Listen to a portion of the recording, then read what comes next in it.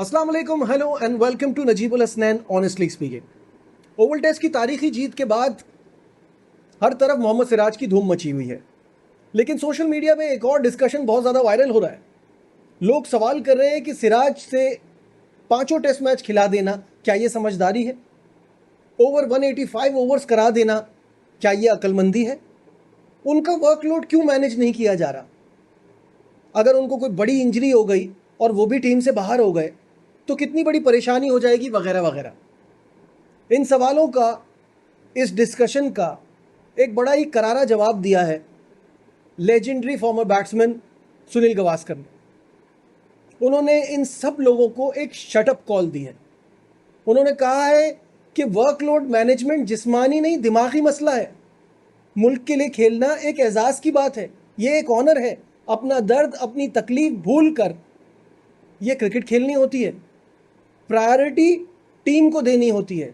जहां टीम की ज़रूरत है वहां आपको खेलना पड़ेगा, चाहे आप किसी भी चीज़ से गुजर रहे हैं। उन्होंने इसकी एक बेहतरीन एग्जाम्पल भी दी। कहा, सरहद पे जो फौजी होता है क्या वो सर्दी की कंप्लेन करता है? नहीं, वो मुल्क का सोचता है, अपनी जी जान लगा देता है। इसी तरह प्लेयर को भी ये करना होता है। दर्द तकलीफ को भूलने की एक बेहतरीन एग्जाम्पल उन्होंने ऋषभ पंत की दी कि वो टूटे पंजे के साथ आ गए। साथ में उन्होंने ये भी बताया कि एक मौका आया था जहां वर्कलोड मैनेज करने के लिए सिराज को आराम का कहा गया था और उन्होंने इस ऑफर को फौरन ही ठुकरा दिया, जबकि जसप्रीत बुमराह ने यह पहले से ही डिसाइड किया हुआ था कि वो 3 मैच खेलेंगे। साथ में उन्होंने आखिर में यह कहा कि मैं समझता हूं कि अब ये टर्मिनोलॉजी ही ख़त्म कर देनी चाहिए, ये वर्कलोड मैनेजमेंट वाला सब्जेक्ट अब डिक्शनरी से ही निकाल दें। ये तो बात हो गई लिटिल मास्टर की। अब बात कर लेते हैं, स्विंग के सुल्तान ने भी एक बार इस बारे में बात की थी और कहा था कि ये वर्कलोड मैनेजमेंट वाला टोपी ड्रामा हमारे वक्त में तो नहीं था। उन्होंने ये डिस्कशन निकला कब था, जब आपको याद होगा पिछले साल ऑस्ट्रेलिया के दौरे पे शाहीन शाह अफरीदी ने तीसरा टेस्ट ना खेलने का फैसला किया था। और इसकी वजह यह थी कि इस सीरीज़ के फ़ौरन बाद 5 मैचेस की T20 सीरीज़ थी अगेंस्ट न्यूजीलैंड। तो वर्कलोड को देखते हुए उन्होंने ये फैसला किया कि मैं ये टेस्ट मैच नहीं खेलूँगा, जिस पे वसीम अकरम ने इस चीज़ को शदीद तनकीद का निशाना बनाया और कहा कि ये उनका ज़ाती फ़ैसला है, इसमें मैनेजमेंट का कोई लेना देना नहीं है। वसीम अकरम ने यह भी कहा कि ये शाहीन शाह अफरीदी को फैसला करना होगा कि उनको अमीर प्लेयर बनना है कि अजीम प्लेयर बनना है। और टेस्ट क्रिकेट है वो क्रिकेट जो खिलाड़ी को अजीम बनाती है। अगर आप उस पर कॉम्प्रोमाइज़ करेंगे तो आप कभी भी बड़ा नाम नहीं बन पाएंगे। उन्होंने ये कहा कि मुझे उनके आराम के फैसले का सुन के बहुत हैरानी हुई। तो ये बात सिर्फ इंडिया की तरफ से नहीं हुई, ये पाकिस्तान में भी हो चुकी है। और वर्कलोड मैनेजमेंट के नाम पर अब आप टीम को पीछे नहीं छोड़ सकते। आई अंडरस्टैंड, मैं समझता हूँ ये बात कि बुमराह जैसे प्लेयर को इस बात का हमेशा डर होगा। जाहिर है वो मैच चेंजर है, वो गेम चेंजर है। मैनेजमेंट को भी सोचना होता होगा, बुमराह को भी सोचना होता होगा कि अगर मुझे कोई बड़ी इंजरी हो गई तो मैं तो गया। लेकिन बीसीसीआई की सोर्सेज अब ये भी बता रही हैं कि आगे वो ये फैसला कर रहे हैं कि हम ऐसे खिलाड़ी को नहीं खिलाएंगे जो पूरी सीरीज ना खेल सके। आप अवेलेबिलिटी उन्हीं प्लेयर्स की रखें जो फुल अवेलेबल हो टीम के लिए। ये मिसाल जो मोहम्मद सिराज ने कायम की है, ये अब सबके लिए अप्लाई होगी। If you are fit to play, if you can play, you will play for the team. हाँ, अगर आप मुझसे पूछें तो वर्कलोड मैनेजमेंट सिर्फ एक ही जगह अप्लाई होता है, जहां आप टुच्ची टीमों से खेल रहे हो, जहां छोटी छोटी टीमें आ रही हो और आप अपने पर्सनल माइलस्टोन के लिए, जो कि इंडियन प्लेयर्स नहीं करते लेकिन हमारे यहाँ पाकिस्तानी प्लेयर्स बहुत मज़े से ये कर रहे थे काफ़ी अरसे से, कि बड़े बड़े नाम हैं, जिम्बाब्वे के ख़िलाफ़ भी सारे मैचेस खेलेंगे, आयरलैंड के ख़िलाफ़ भी सारे मैचेस खेलेंगे, नेपाल भी आ जाएगी तो वहाँ भी हम 100-150 रन मारेंगे। छोटी छोटी टीमों के खिलाफ खेलना जो है ना, उसको बिल्कुल बंद होना चाहिए। That is what you called workload management. कि आप मुश्किल ऑपोजिशन, मुश्किल कंडीशन, वहाँ तो आप जाएंगे और अपना 100% देंगे, और जहाँ छोटी टीमें आएंगी तो वहाँ आप अपना बैकअप तैयार करेंगे, वहाँ उनको मौका मिलेगा। असल में मसला हमारी सोच और हमारे तरीक़ेकार का भी है ना। हमारे यहाँ बड़े प्लेयर रेस्ट लेते हुए भी डरते हैं कि कोई और आ गया तो हमारी जगह नहीं ले ले, फिर बाद में ये हम ही को ना काट दें।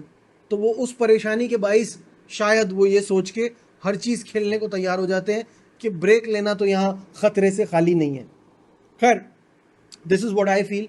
आप क्या सोचते हैं इस इशू पर, कमेंट्स में मुझे ज़रूर बताइएगा। अब जल्दी से हम बढ़ते हैं पाकिस्तान टीम की तरफ, जहां टीम ने अमेरिका में तो टीम सुरखरू हुई है। अब इसके बाद हमारी वेस्ट इंडीज़ से वनडे सीरीज़ है, जिसके लिए टीम वेस्ट इंडीज़ पहुंच गई है। खिलाड़ी आज आराम किया उन्होंने और कल से वो ऑप्शनल ट्रेनिंग में हिस्सा लेंगे। पाकिस्तान टीम 4 माह के बाद जुम्मे को पहला वनडे इंटरनेशनल खेलेगी। वेस्ट इंडीज़ के खिलाफ पिछली 10 सीरीज़, दोबारा बोलूँगा, पिछली 10 सीरीज़ में ग्रीन शर्ट्स को फतह हुई है, यानी उनका इस फॉर्मेट में भी बहुत बुरा हाल है।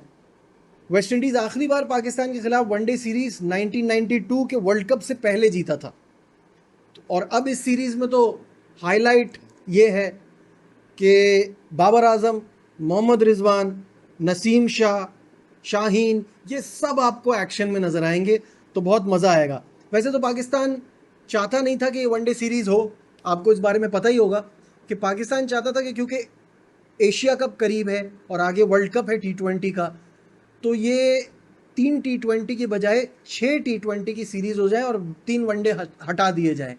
लेकिन वेस्ट इंडीज़ इसके लिए तैयार नहीं हुआ, और वो चाहते हैं कि वो वनडे सीरीज़ खेलें, और इसकी वजह यह है कि वो अपनी रैंकिंग को बेहतर करना चाहते हैं बिफोर द 2027 वर्ल्ड कप, ताकि उनकी बराह रास्त उसके लिए क्वालिफिकेशन हो जाए। और ये हम सबको मालूम है कि वो 2023 में वर्ल्ड कप नहीं खेल पाए थे, तो अब वो अभी से उसकी तैयारी कर रहे हैं, और उनको लगता है कि पाकिस्तान वो टीम है जिसको हरा के, क्योंकि वो एक हायर रैंक टीम है, उसको हरा कर हम वनडे वर्ल्ड कप की क्वालिफिकेशन अपने लिए आसान बनाएंगे। तो मुझे लगता है कि पाकिस्तान टीम को करारा जवाब देना चाहिए, और वहाँ तो हम सीरीज़ 2-1 से जीते थे, अब यहाँ 3-0 से जीते, क्योंकि हमारे सुपरस्टार्स भी वापस आ रहे हैं। बाबर आजम, रिजवान, शाहीन, नसीम, ये सब एक्शन में होंगे, तो कोई मुकाबला ही नहीं बनता। यहाँ तो वाइट वॉश करना चाहिए पाकिस्तान को। बाकी पाकिस्तान टीम क्या करती है ये तो आने वाला वक्त ही बताएगा। चलते चलते आखिर में आपको ये बता दूं कि पाकिस्तान और अफ़गानिस्तान की टीमें जहाँ खेलती हैं वहाँ अफ़गान फैंस जो हैं वो बदतमीज़ी तो फैलाते हैं, बदनज़मी बहुत टाइट करके होती है। पाकिस्तान और अफ़गानिस्तान यूएई में पाकिस्तान, अफ़गानिस्तान और यूएई की ट्राई सीरीज़ होनी है। तो इसमें अमारात क्रिकेट बोर्ड जो है वो पहले से एक्शन में आ गया है, और उन्होंने बदनज़मी ना हो इसके लिए शारजा स्टेडियम में दोनों मुल्कों के तमाशाइयों को अलग अलग एंट्री गेट दिया है, और इनक्लोजर भी अलग करने का फ़ैसला किया है। माजी में अफ़गानी शायकीन जो हैं वो आपे से बाहर हो जाते थे, जहाँ वो हारते थे उसके बाद उन्होंने जो है वो कुर्सियाँ भी जलाई हैं, चीज़ों को नुकसान पहुँचाया है, पाकिस्तानी फ़ैंस को डंडे मारे हैं, स्टेडियम का इनफैक्ट बहुत नुकसान हुआ है। जिसके बाद एशिया कप 2022 और वर्ल्ड कप 2019 के बाद इनको अरेस्ट भी किया गया, इनको मुल्क बदर भी किया गया, इनको डिपोर्ट किया गया। लेकिन बस पता नहीं क्यों उनको पाकिस्तान टीम से इतनी खार है। मुझे हैरत होती है, इंडियन पाकिस्तानी फैंस सारी दुनिया में इन हमारी राइवलरी मशहूर है, लेकिन कभी ऐसा इंडियन फैंस का और पाकिस्तानी फैंस का इंडिया के लिए ऐसा नहीं होता। नॉर्मली ऐसा नहीं होता, थोड़ा बहुत हो जाता है, वो तो ज़ाहिर है राइवल्स हैं। लेकिन ये पता नहीं अफगानी फैंस को क्या हो जाता है कि वो इतने जज्बाती हो जाते हैं कि बदतमीज़ी पे उतर आते हैं, मार कुटाई शुरू हो जाती है। तो I think that's a good thing कि हमारा क्रिकेट बोर्ड इसके लिए पहले से तैयार है। एंट्री एग्जिट भी अलग होगी, इंक्लोजर भी अलग होंगे, तो इस तरह का कोई भी नाखुशगवार वाक़या जो है वो ना हो पाए, इसके लिए वो पहले से रेडी हैं।